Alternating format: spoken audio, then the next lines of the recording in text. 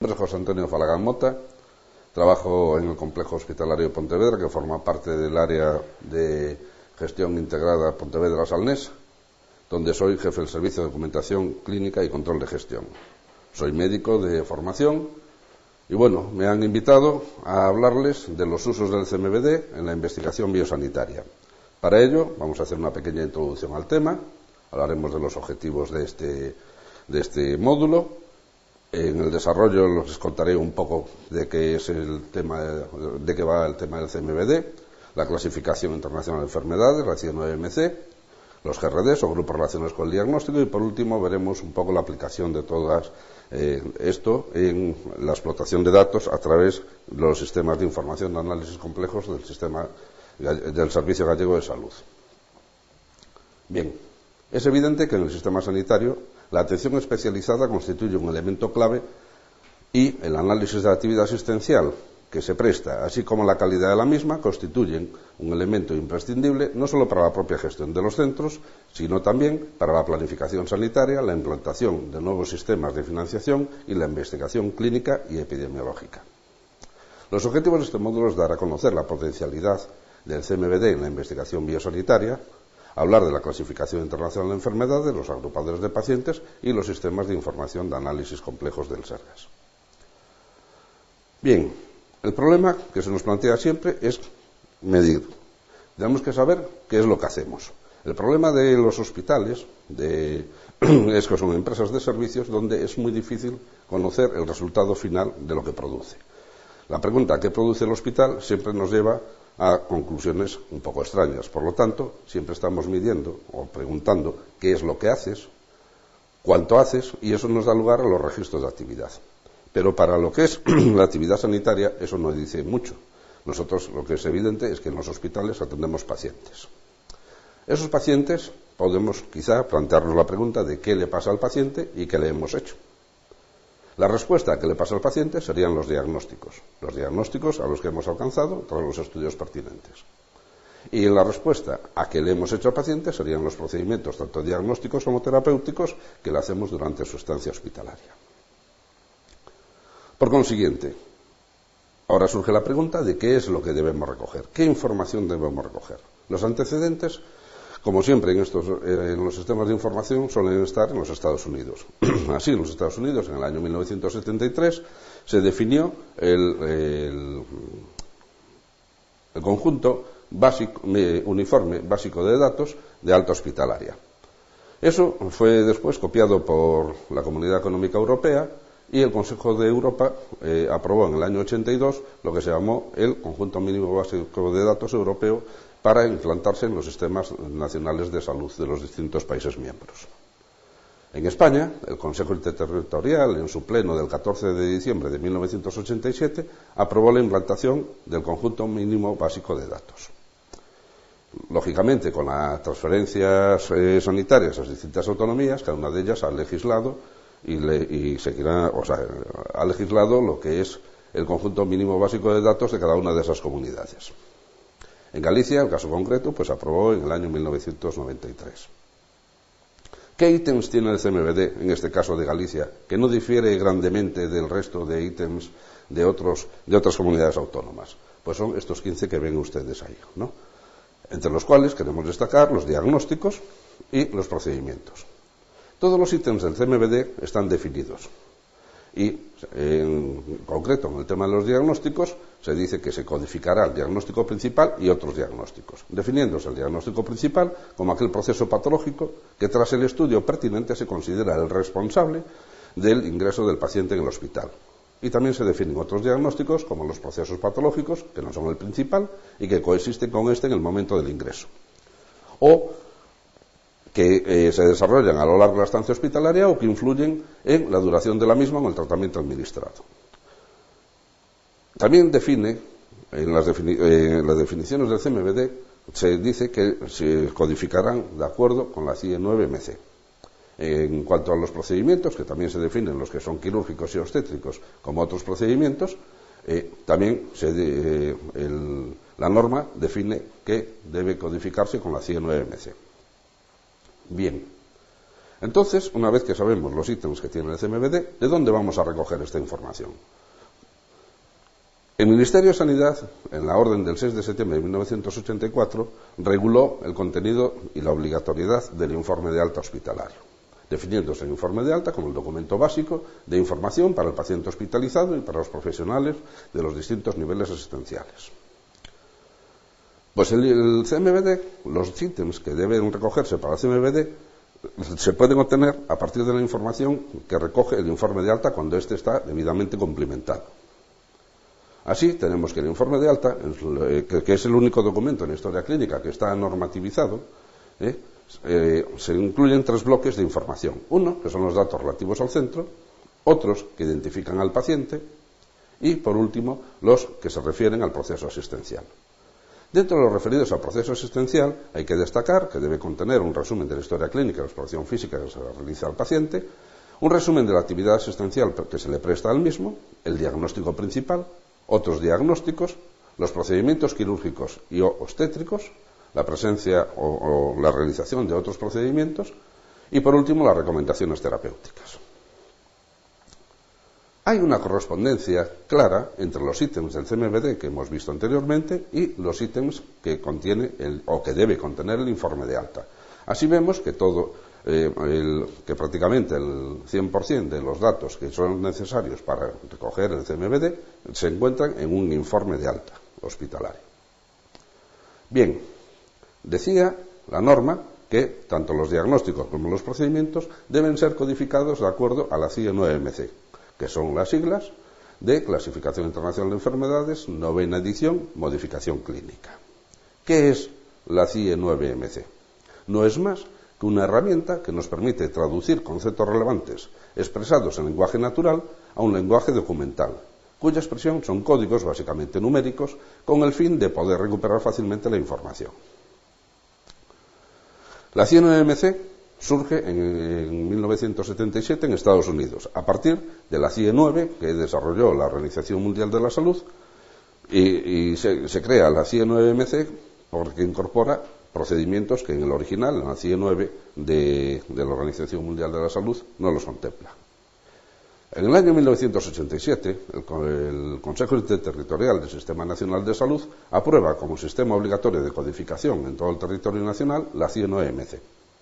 La CIE 9MC tiene actualizaciones anuales que se realizan en Estados Unidos y después se traducen al castellano, dando lugar a las versiones en castellano de la CIE 9MC. En el momento en que estamos grabando esta píldora, estamos utilizando la CIE 9MC, la 8ª edición en castellano. La CIE 9MC se compone fundamentalmente de 2 listas tabulares, la de diagnósticos y la de procedimientos, o la de enfermedades y procedimientos. Códigos de enfermedad existen más de 14.000. Aquí vemos un ejemplo de cómo se clasifica en esa lista tabular, pues en este caso las hernias inguinales. Y existen más de 3.800 códigos de procedimiento. Aquí vemos pues, los procedimientos que se aplicarían en el caso anterior de la enfermedad o el diagnóstico de hernia inguinal.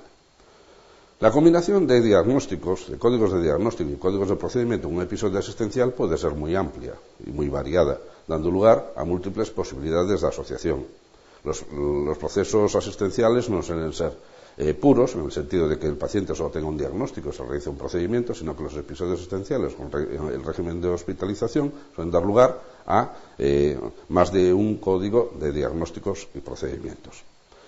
Para obviar esa disparidad, se intenta agrupar los pacientes en códigos que sean más o menos homogéneos, en el sentido de que agrupe procesos patológicos cuya resolución sea similar y que las enfermedades que van asociadas a la enfermedad principal que motiva el ingreso del paciente pues sean también similares.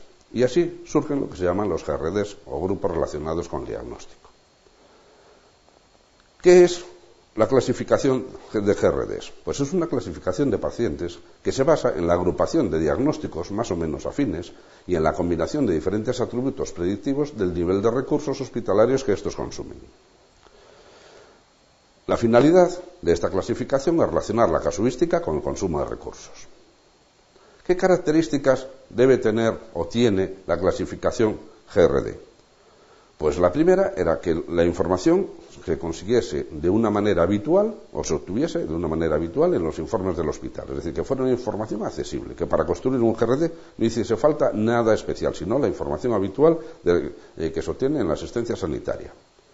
Además, que el número de GRDs fuese limitado, o sea, que fuera fácil de utilizar y que englobase a todos los pacientes. La versión que estamos utilizando en el momento de grabar esta píldora es la versión 27.0, que contiene 684 GRDs, o grupos relacionados con el diagnóstico. Además, otra de las características de los GRDs es que tenga un similar consumo de recursos, así que cada GRD contenga pacientes con un nivel de variación en este consumo de recursos que sea conocido y predecible. Y por último, que tenga coherencia clínica. Los pacientes que pertenezcan a un determinado GRD deben estar relacionados con un sistema orgánico o una etiología común, y que sea una determinada especialidad médica la que atienda normalmente a los pacientes pertenecientes a la misma. Así tenemos que, desde el punto de vista de consumo de recursos, por ejemplo, un legrado uterino y una amidolectomía son muy similares, pero pertenecen a distintos sistemas orgánicos y son distintas especialidades las que lo tratan, por lo tanto da lugar a dos GRDs diferentes. Vamos a ver, ¿cómo se obtienen los GRDs? Pues es un algoritmo que agrupa a los pacientes en función de los datos que obtenemos en el CMVD. Así veíamos que al alta del paciente obteníamos el CMVD, los ítems que hemos visto anteriormente. De esos ítems, el diagnóstico principal, la presencia o no de comorbilidades que se recogen en otros diagnósticos o de ciertas comorbilidades, los procedimientos, sobre todo los quirúrgicos que se realizan al paciente, en algunos casos la edad, en otros el sexo y en menores circunstancias, las circunstancias del alta, pues da lugar a que el alta de ese paciente se asigne a un determinado GRD. Vamos a ver un ejemplo. Supongamos que la paciente tiene como diagnóstico principal una enfermedad que se clasifica o que entra dentro de las enfermedades del aparato reproductor femenino. Lo primero que hace el sistema, el agrupador, es decir, ya que se trata de una enfermedad del aparato reproductor femenino, lo vamos a clasificar en la categoría diagnóstica mayor 13, que corresponde a las enfermedades y trastornos del aparato reproductor femenino. Lo siguiente que hace el agrupador es preguntar, ¿tiene un proceso quirúrgico? Es decir, ¿se ha intervenido quirúrgicamente? Porque si es así, dependiendo de la categoría del procedimiento, es decir, de la técnica que se haya utilizado, dará lugar a una determinada catalogación o a unos determinados GRDs. Si no se ha intervenido quirúrgicamente, la pregunta que se hace el sistema es, ¿el diagnóstico principal es una infección del aparato reproductor femenino? Porque si es así, la respuesta es positiva, entonces lo agrupará en el GRD 368, que vamos a ver a continuación. Si no se trata de una infección y se trata de una enfermedad que se clasifica entre trastornos menstruales y otros del aparato reproductor femenino, daría lugar a una clasificación de la paciente en el GRD 369. Si ninguna de esas circunstancias se cumplen, lo siguiente es, se trata de una neoplasia maligna y en ese caso la edad es superior a 69 años y tiene o no presencia de complicaciones o comorbilidades. Si es que sí, se agruparía en el GRD 366 y si es que no, en el GRD 367. A su vez, en el caso de los trastornos menstruales y otros, vemos que a su vez después se preguntaría si existen complicaciones. Si existen complicaciones, en vez de clasificarse en el GRD 369, lo harían en el GRD 572. Bueno, ¿qué es esto del GRD 367, 369, las CDMs? Pues no es más que la clasificación de los GRDs. Vemos aquí los GRDs, la lista de GRDs de grupos relacionados con el diagnóstico pertenecientes a la categoría diagnóstica mayor 13, que como decía anteriormente, agrupa las enfermedades y trastornos del aparato reproductor femenino. En la primera columna, bajo el epígrafe GRD, ven los números, o sea que es el número que identifica cada uno de los GRDs. El tipo QOM indica si el GRD es quirúrgico o médico. Ven ustedes que solo hay 5 GRDs médicos que se corresponden a las categorías que hemos visto previamente. Los que se clasifican como quirúrgicos ven en la descripción del GRD que, dependiendo del procedimiento quirúrgico que se haya realizado, lo asignará o lo agrupará en uno u otro. Y la última columna es el consumo relativo de recursos que ha producido ese GRD, que es el peso del GRD, es decir, la complejidad del proceso de asistencia. Los GRDs se clasifican en 23 categorías diagnósticas mayores, mutuamente excluyentes y relacionadas con un sistema orgánico. Para las enfermedades sistémicas multiorgánicas se crearon categorías diagnósticas mayores residuales. Y aquí tenemos las 25 categorías diagnósticas mayores en las cuales se clasifican los distintos GRDs. Cada uno de los GRDs se dividen en médicos y quirúrgicos en función del diagnóstico principal y los procedimientos quirúrgicos que se hayan realizado. Además,